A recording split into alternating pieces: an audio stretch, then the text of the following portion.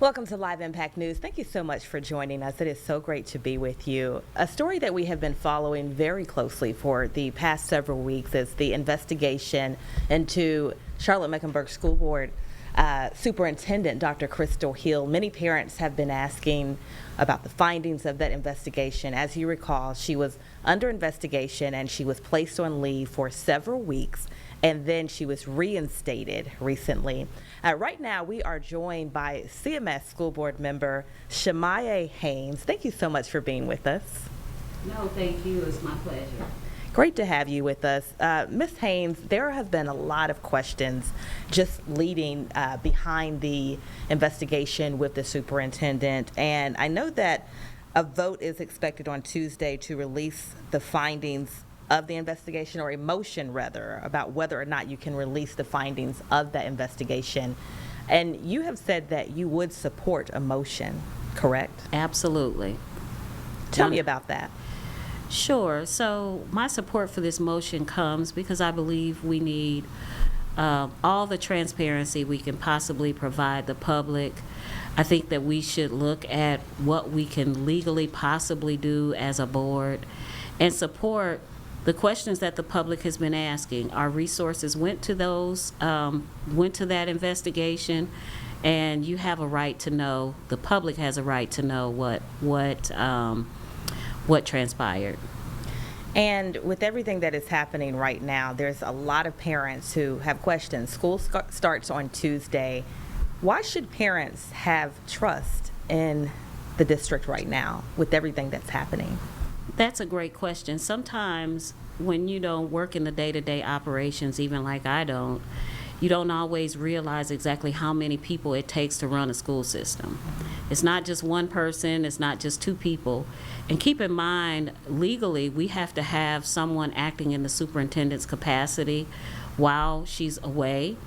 And so we've had a superintendent all along who's been making decisions for us on a day-to-day basis. School will open as it always has, and you can be assured that we're going to open and the kiddos will have all the time they need to be in school for the first day.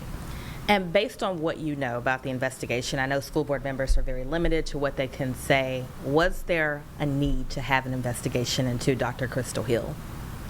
Absolutely. In my mind, what I can say is that when these things were being deliberated, what went through my mind was, this is really going to be something that the public is going to want to know about.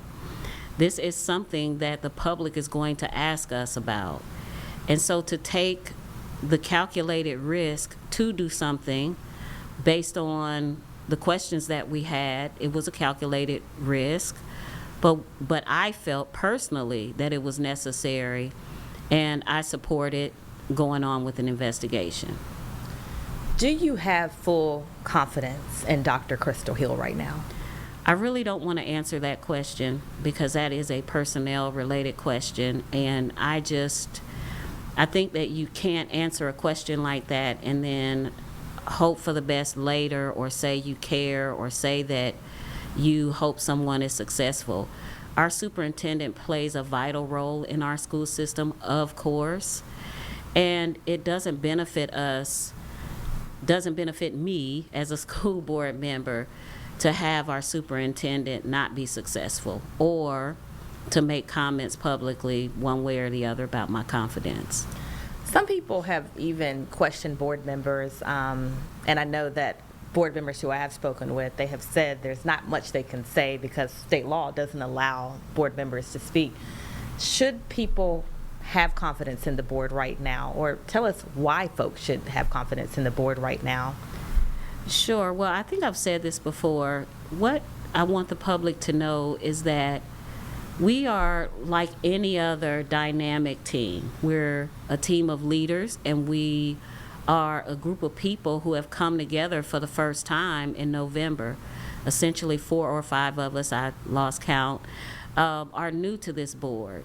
So what that means is new questions, a new basis for accountability, a new willingness to be more transparent, and to really work with the community that much more, and to have Charlotte Mecklenburg Schools be a collaborative partner. In my mind, one of the reasons why this board you should have more confidence in us is the fact that we did conduct this investigation. We didn't take the easy road out, which would have been, oh, what is this person going to say, or that person, or whatever.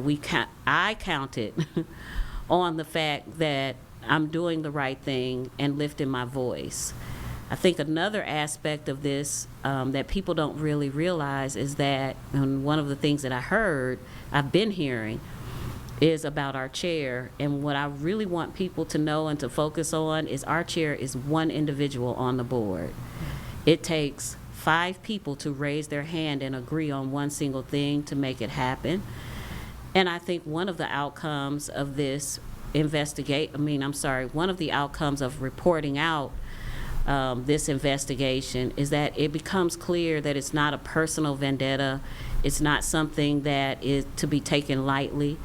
And I think it'll come clear as to why we felt it was important and why I felt it was important.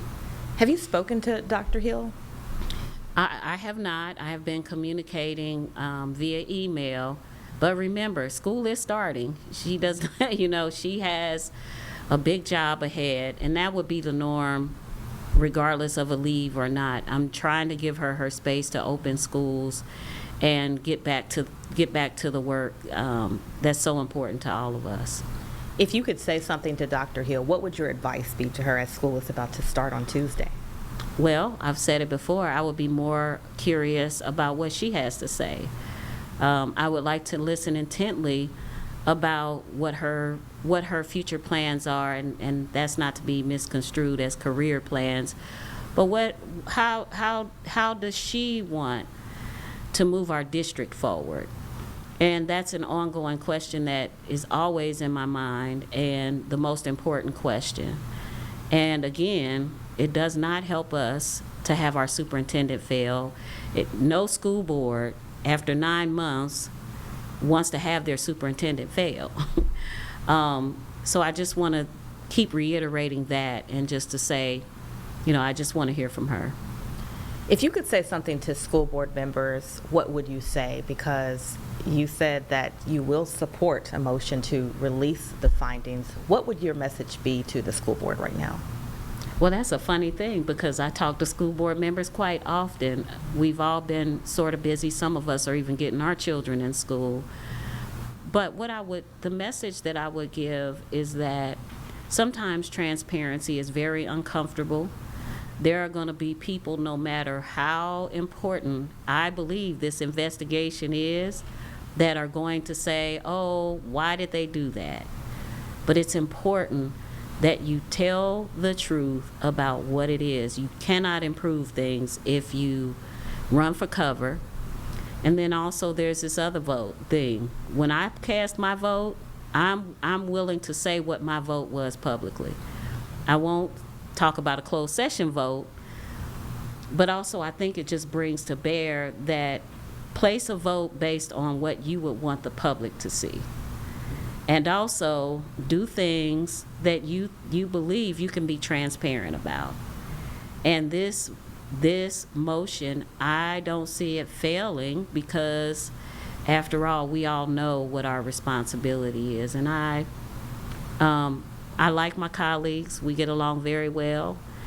But there are times when we interpret things very differently, and I'm hoping that transparency and accountability is something that has no gray area. Is the board all on the same page? We're never on the same page, jokingly. In that's why we have discussions. That's why we put forth motions. That's why we have our rules and Robert's Rules of Order, because we're all here to support our communities. As District 2 representative, I love serving on the school board every single day. But the things that people in District 2 might want to see, maybe the people in District 5 or 6 or 3 or 1, maybe they don't always see things the same way. And so there's a constant, we don't always have to agree on everything, but there is no gray area when it comes to public support, trust, transparency, and accountability.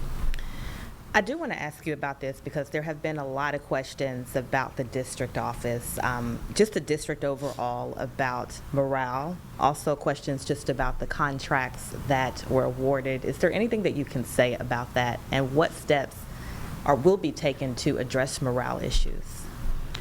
Well, as a board member, that is not my lane.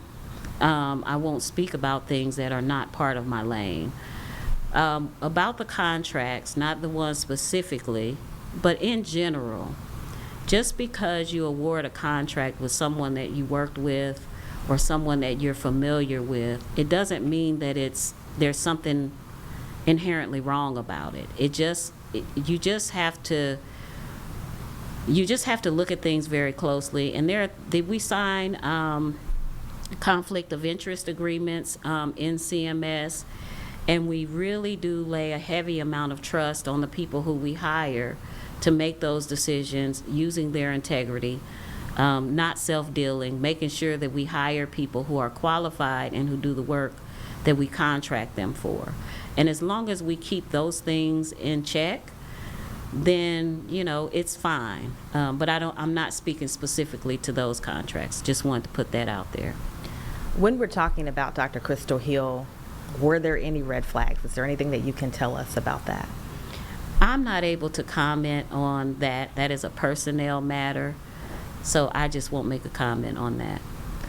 And overall, school is starting on Tuesday. Is there anything else that you want to say to parents right now? Because as we mentioned earlier, parents have a lot of concerns about this investigation. Anything else you want to say to parents?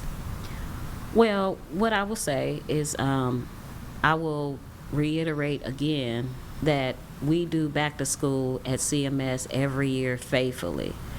And we have been putting all of our efforts into place to make sure it's the most successful back to school it can be.